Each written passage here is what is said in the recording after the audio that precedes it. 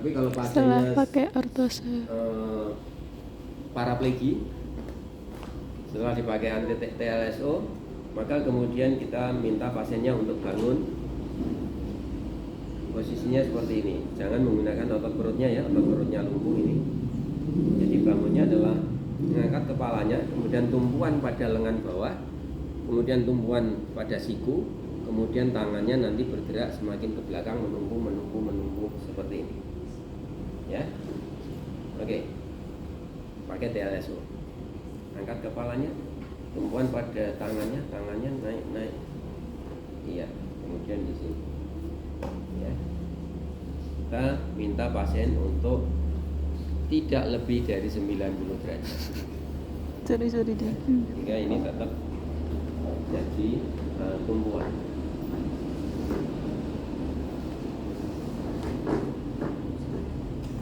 Nah, di sini sudah membutuhkan kekuatan otot-otot di sini. Makanya sejak awal tadi sudah harus di strengthening. Ya.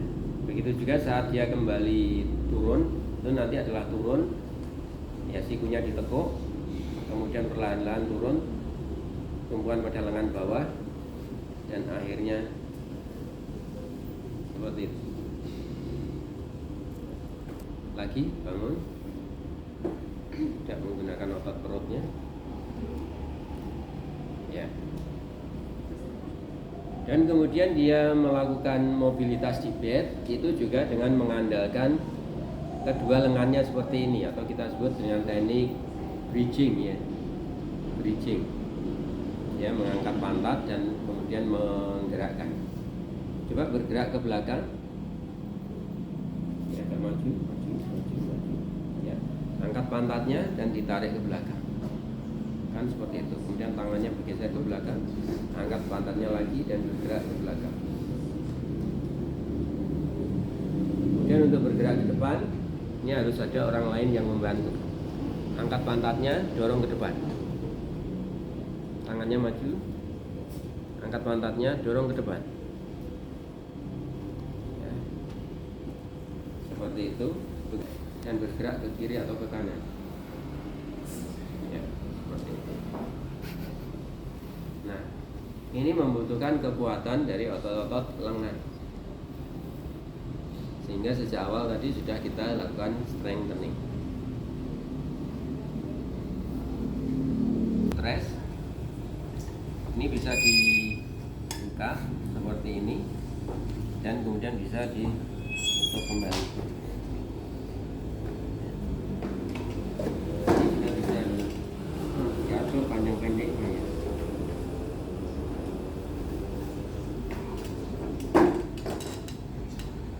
Stres. Terus kemudian yang kedua adalah tangkai footrest. Nah, ini tangkai footrest ini kalau untuk kursi paraplegi ini harus bisa dibuka, jadi bisa dibuka ke samping,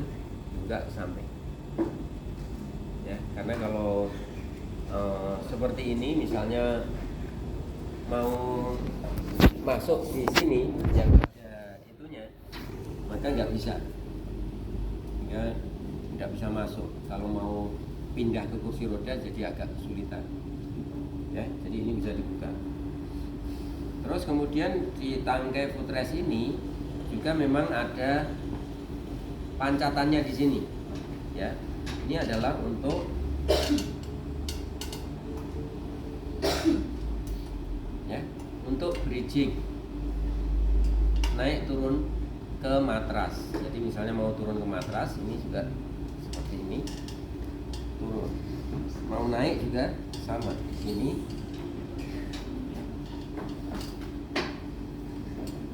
Nah seperti ini kalau kemudian lengannya nggak kuat, ya nggak bisa. Ya, nggak bisa. Makanya sejak dari awal itu udah harus dilatih. Jadi untuk naik turun ke matras. Kenapa? Karena pada pasien spinal cord injury, armrest ini untuk kursi roda paraplegi ini harus bisa diambil. Nah ini juga nggak bisa, ya nggak bisa diambil. Ya. Jadi Jadi ini kursi roda untuk membawa orang sakit, bukan kursi roda fungsional. Selain bisa dilepas, armrestnya juga nggak setinggi ini.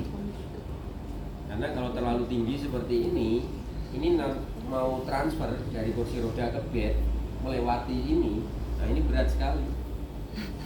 Ya, jadi nggak setinggi ini armrestnya.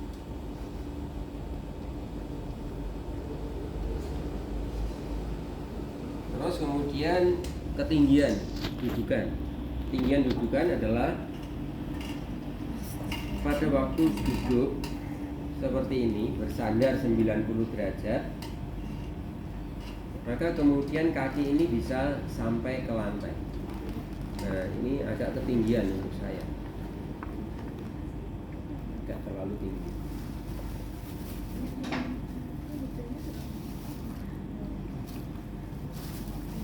Oh, kalau begitu kursi roda itu juga untuk tiap-tiap orang ukurannya bisa berbeda-beda banyak. Iya, makanya tadi kalau memang itu kursi roda fungsional, maka itu harus diukur benar. Terus kemudian lebarnya ini itu juga pas ya pada pinggul bagian luar di sini. Ya, jadi ini agak terlalu lebar sedikit untuk saya. Terus panjangnya di sini itu mulai dari belakang bokong itu sampai di bawah lutut. Nah ini kalau panjangnya agak pas menurut saya. Kemudian sandarannya tingginya sampai setinggi skapula, tidak lebih tinggi. Jadi sampai skapula ini juga agak pas ketinggiannya. Nah, ketinggian sandaran.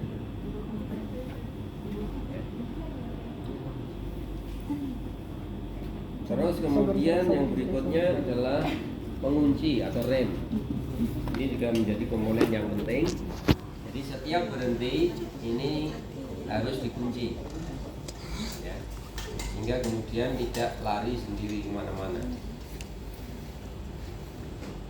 Aman. Nah, begitu mau mulai aktivitas baru kemudian dibuka. Dan yang berikutnya adalah roda. Jadi yang kita dorong adalah besi pengayuh di samping roda ya, bukan rodanya yang kita dorong, tapi besi di sini. Kalau mau bergerak lurus maka kiri dan kanan ini mendorongnya bareng. Itu juga kalau ke belakang, ya mendorongnya bareng. Tapi kalau mau berbelok, misalnya berbelok ke kanan, maka yang kanan ini diam, yang mendorong hanya yang kiri. Ini akan berbelok. Begitu juga kalau mau berbelok ke kiri, yang kiri diam, yang mendorong yang kanan. Lurus ke depan. Jadi kursi roda bisa dipakai untuk pasien stroke juga, walaupun dia lumpuh spine, mengayunnya hanya satu. Terus kemudian kursi roda sebaiknya juga bisa dilipat, misalnya melewati jalan sempit, maka pasiennya itu bisa aktivitas bridging seperti ini, kemudian duduk di armrest, ya, tapi armrestnya ketinggian ya. Terus kemudian kursi rodanya bisa dilipat seperti ini, ya, jadi dia bisa melewati jalan yang sempit. Kemudian turun, ini otomatis akan buka sendirinya.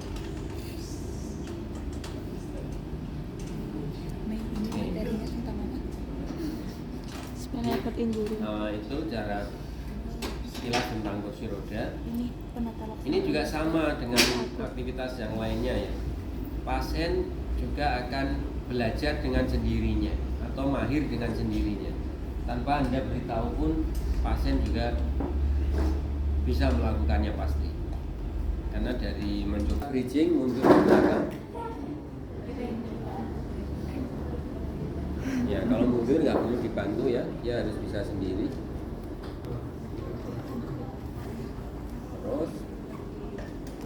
terus ya, kemudian remnya dibuka, kemudian dimundurkan, terus mundur, ya cukup, terus dikunci lagi, ya kakinya diturunkan satu persatu dengan dua tangan.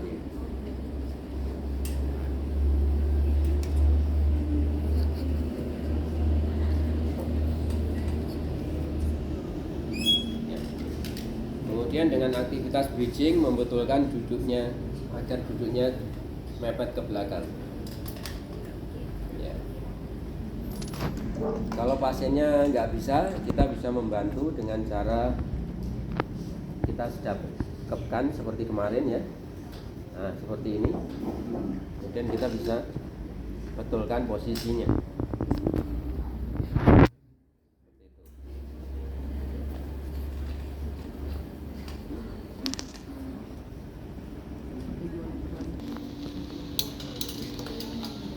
Kemudian footrestnya dibuka, ini bisa dibuka ke samping, tapi mestinya dari sini ya, dari sini bisa dibuka.